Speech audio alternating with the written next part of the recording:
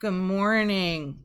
Today we're moving into the next module, as they call them, Chapter 13, Module 13, Exponential Functions, which is very appropriate as we're fighting this COVID-19, which is following an exponential curve, right? Curve of rapid growth. Okay, so let's talk about exponential functions. All right, an exponential function. It's a function in this form where b is a positive constant other than 1, and the exponent x is a variable. So I always say it's an exponential function if the variable is in the exponent. That's kind of how I always try to get people to remember. Okay? If b is greater than 1, you'll get what's called exponential growth. If b is between 0 and 1, and remember it's always positive, you'll get what looks like decay. Something like this. In this chapter, we're going to talk about exponential growth. Okay? So, the beauty of exponential growth is the domain is always all real numbers. Okay? Because if I look at an equation, for example, we're going to compare some equations on the next page. But if I look at this equation, it's an exponential equation. I can use any x that I want here. There's no x's there that make this function undetermined. So the domain is always all real numbers. The range we're going to look at, because we will have a horizontal asymptote. I'm going to talk to you about that. So our range will not be all real numbers. It will be something less than that. Okay, let's look. Transformations never go away. All right, so here's our, excuse me, here's our parent function. Like we said, the domain is all real numbers. If I graph a parent function, and I'll just, like I said, and we're going to look at this on the next page.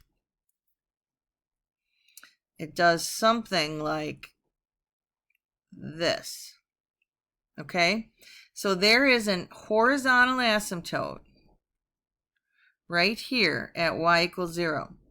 Because there's no x that we can plug into this equation, 2 to the x, that makes it 0.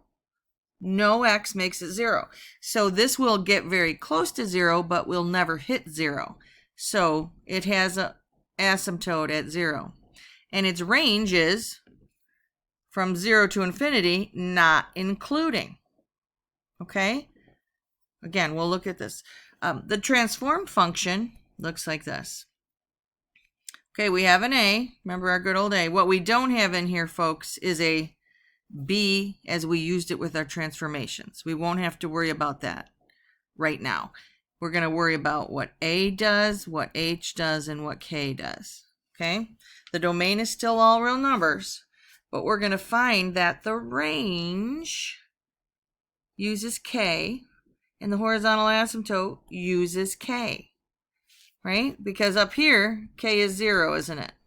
That's why we get this 0 and this 0. So let's look. We're going to graph these two. I'm going to graph them on my calculator and sketch them.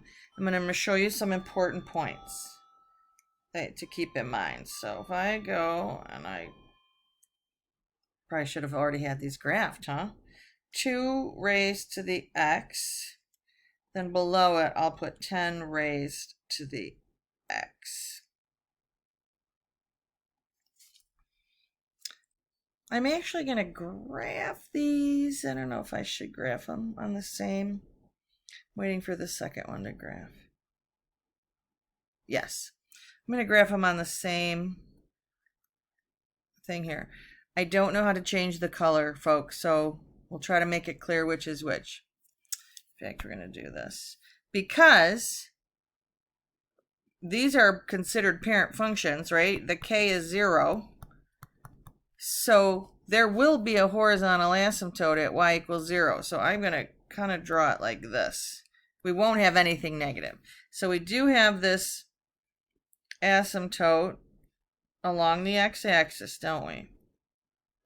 So if we look at this graph, 2 to the 0, it's got some important points we're going to look at. The first one is 0, 1.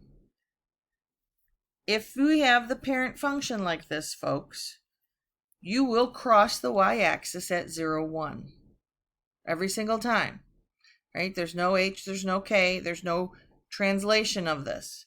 So this graph here comes in, right, and it crosses here, and then your point at 1, where x equals 1, is actually b, which is 2, right? Remember, this equation looks like this.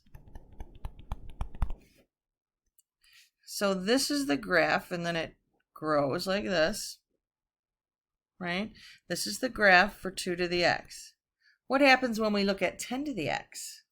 Well, it still crosses this point, but now we don't really have it. Up here is going to be 10, isn't it? It's going to come and do this. So it comes here, and it goes right up this way. So this is 10 to the x.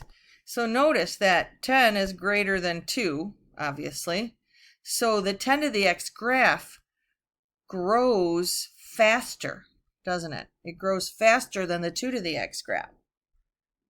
Right? So if, for instance, if we were looking at this COVID-19 graph, what the medical professionals are trying to do is to get that B minimized, right? So that it doesn't grow as fast.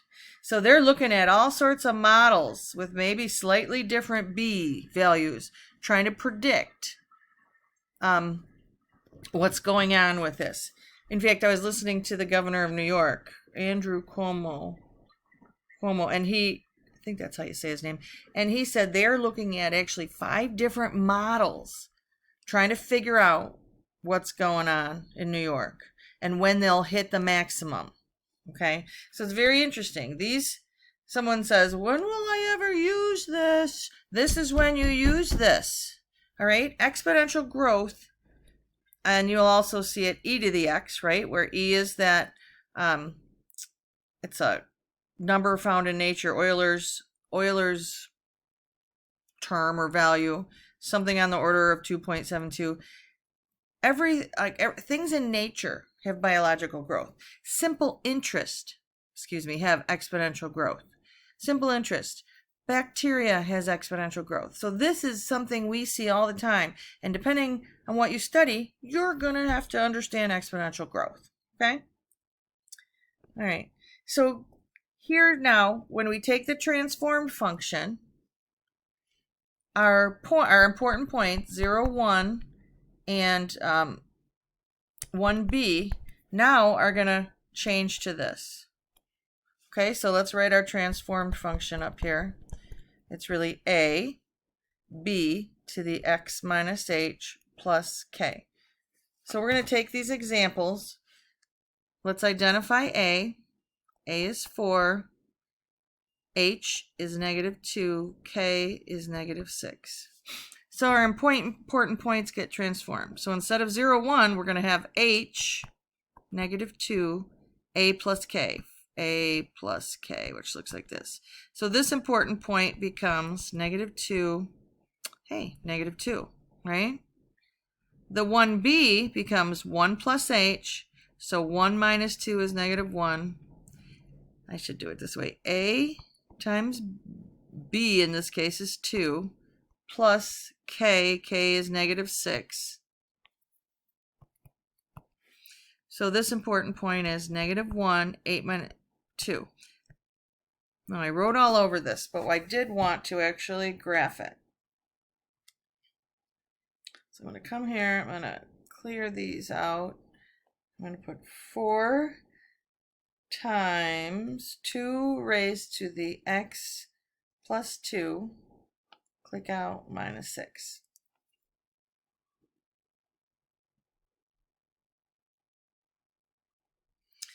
All right, I'm going to sketch the graph over here, and then I'm going to erase it in a second.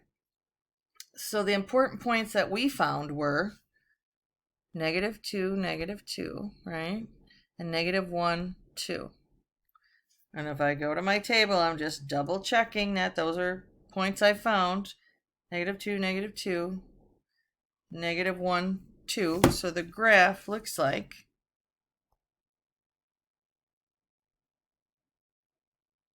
okay.